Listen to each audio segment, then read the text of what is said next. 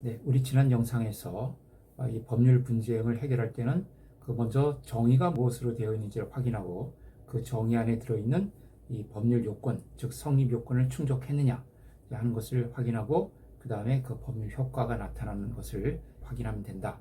이렇게 말씀을 드렸죠. 그래서 이제 출발점은 정의, definition이 무엇으로 되어 있는가 하는 것에서 출발하게 되는데요. 그러면 지적재산권의 정의는 무엇일까요?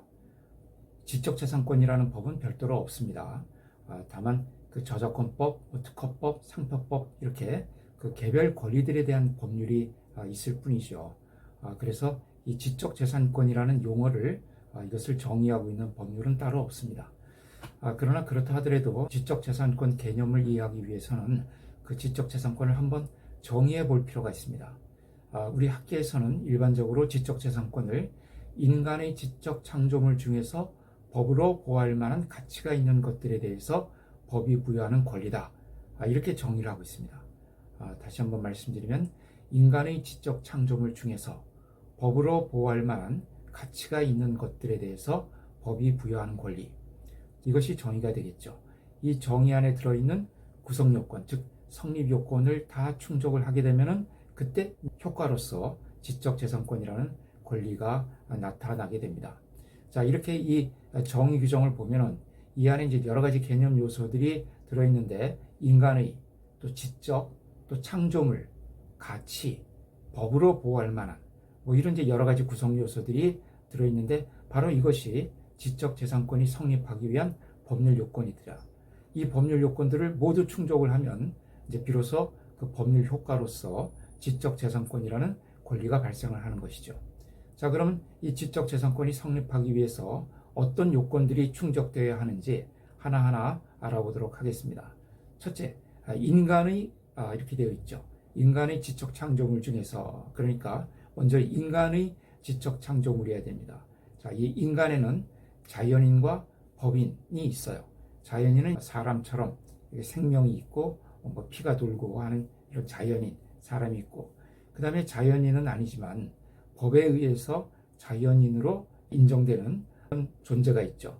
그것이 이제 회사라든가 어떤 이제 법인격을 갖춘 단체라든가 회사라면 주식회사 대표적으로 이 법인이죠.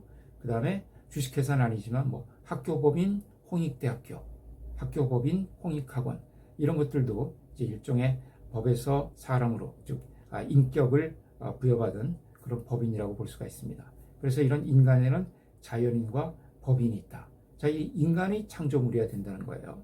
그러면 인간이 아닌 동물이라든가 또 요즘 이제 문제로 되고 있는 것이 인공지능이죠. 이런 동물이나 인공지능이 창작한 그런 창작물에 대해서는 지적재산권이 주어지지가 않습니다. 요즘 이 인공지능이 발달하면서 문학이라든가 음악, 미술 이런 다양한 분야에서 인공지능 창작물이 나오고 있어요. 그래서 그 2016년도에 벌써 그 네덜란드에서는 렘브란트 그림의 특징을 그 인공지능에게 학습을 시켜서 그 렘브란트 화풍의 초상화를 그려냈다고 합니다. 이때 그 사람이 인공지능에게 명령한 것은 그 렘브란트 화풍으로 그려라. 이런 명령만 이제 지시를 하고 나머지는 모두 이 인공지능이 알아서 작업을 했다는 것이죠. 자, 이런 경우에 그 인공지능이 창작물이기 때문에 저작권의 보호를 받을 수 있느냐 하는 문제가 생기고요.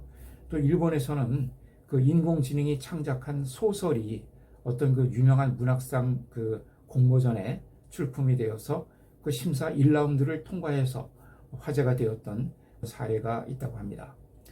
이렇게 인공지능이 발달하면서 인공지능이 창작한 컨텐츠에 대해서도 어떤 지적재산권을 줘야 되는 거 아니냐 하는 이제 그런 논의가 점점 활발해지고 있는 건 사실입니다.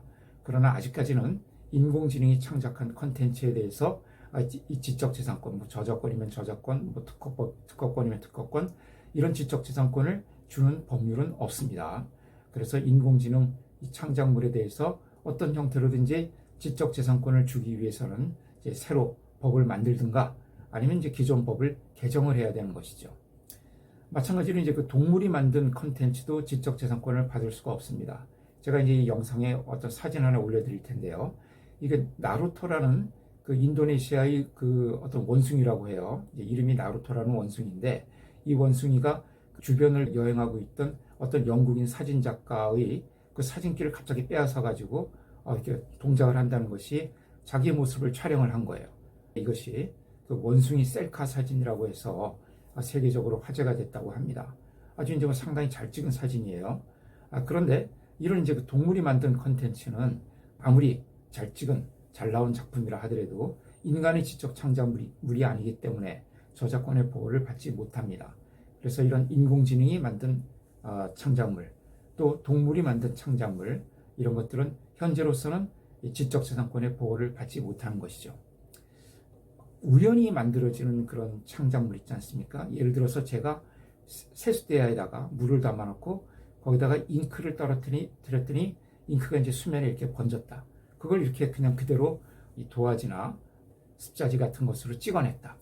자, 이런 것은 제가 한 행위는 물감 하나 그 물에 떨어뜨린 것밖에 없어요. 이 그림 자체는 자연적으로 우연히 만들어지는 그런 창작물이죠. 자, 이런 것도 저작물로 볼 수가 있느냐 하는 건 이제 좀 문제가 있습니다. 실제로 이제 그런 사례가 있었던 적이 있는데 이것은 이제 동물이나 인공지능이 창작한 것과는 조금 이제 다른 차원이라고 볼 수가 있습니다. 그래서 이런 부분에 대해서는 아직 명확한 기준이 나와 있지 않습니다. 자, 그다음에 이제 두 번째로는 지적인 창조물이어야 됩니다. 지적이라는 것은 인간의 정신 활동을 통해서 만들어진 산출물이어야 된다는 것이죠. 자, 예를 들어서 음악 CD 하나를 예를 들어 볼게요. 이 CD라는 물건 자체는 이거는 기계로 만들어내는 제품, 즉 물건이지 지적 산출물이 아니죠. 우리가 이제 보통 지적 산출물 그러면은 작품이라고 하죠. 이 CD라는 물건과 그 안에 들어있는 음악, 즉 작사, 작곡, 연주, 가창 이런 것들을 우리가 작품이라고 하지 그 CD 자체는 작품이 아니죠. 그러니까 CD는 물건이고요.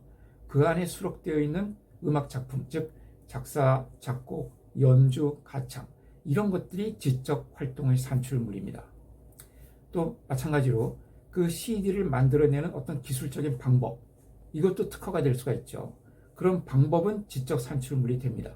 그런데 그 방법이 적용된 CD 물건 자체, 생산된 물건 자체는 이거는 물건이지 지적 산출물은 아니죠.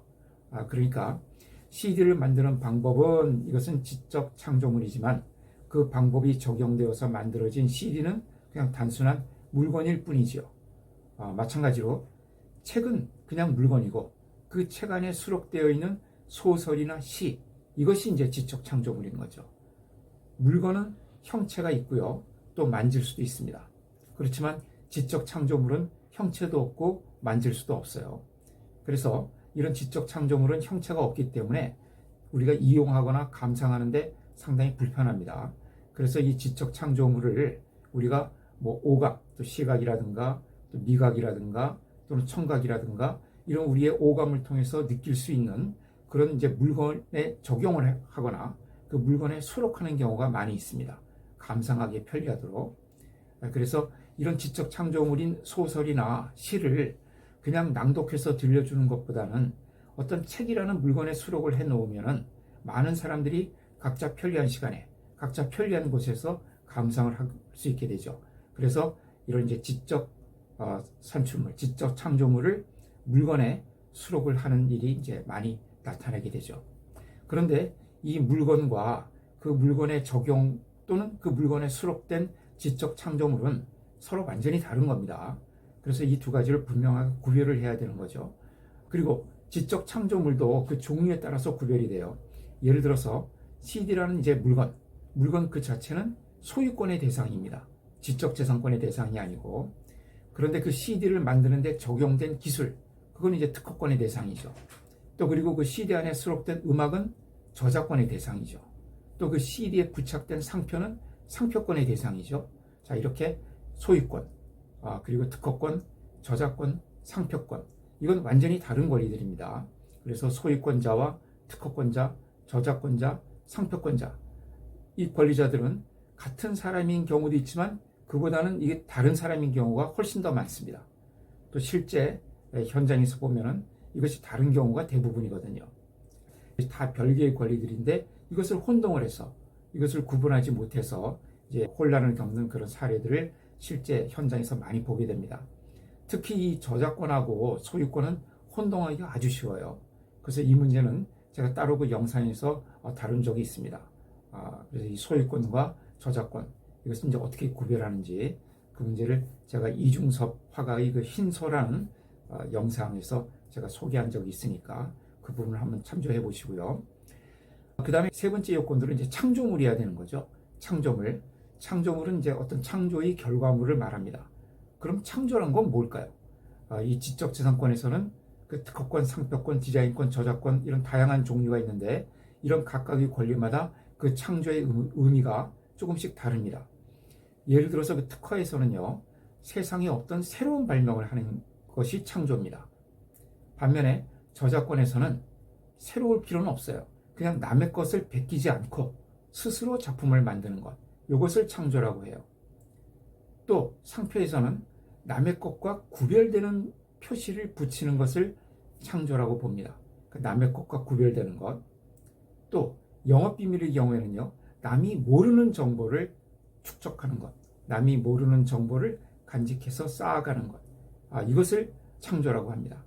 그러니까 영어 표현을 보면요, 이 창조는 영어로 표현을 해보면 특허에서는 new, 새롭다는 의미죠. 저작권에서는 independent, 독자적으로 한다는 의미입니다. 상표에서는 distinguish, 구별된다는 의미죠. 영업비밀에서는 unknown, 알려지지 않은 것, 모르는 것. 자, 이런 것이 창조의 의미라고 볼 수가 있습니다.